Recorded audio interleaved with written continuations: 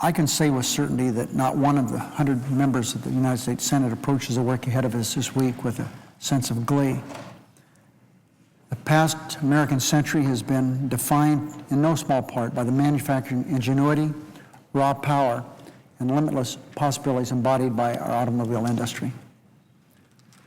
Packard, Nash, Studebaker, Hudson, Plymouth, they're all gone. There are others. Ford, General Motors, and Chrysler are American icons. Yet we now see that all three teeter on the brink of collapse, due in no small part to their own ineptitude. Although the blame for this desperate state falls squarely on the shoulders of those who run the big three, the consequences of their failures could broadly impact our entire country. The jobs of millions of American workers are at stake, along with the financial security of millions of families. So while we take no satisfaction in loaning taxpayer money to these companies, we know it must be done. Mr. President, today the stock market, which will be open for just a few minutes more, a little over an hour, today the market is up by more than 300 points as I walked into the chamber today. Why? Because Congress is trying to save Detroit.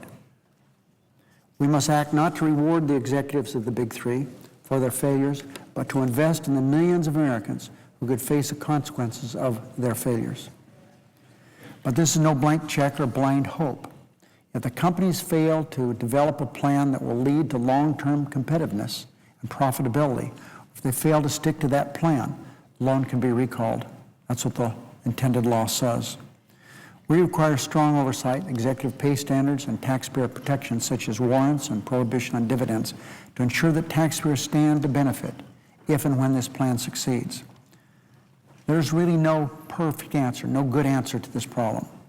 No solution would satisfy everyone, and no legislation would be cause for celebration.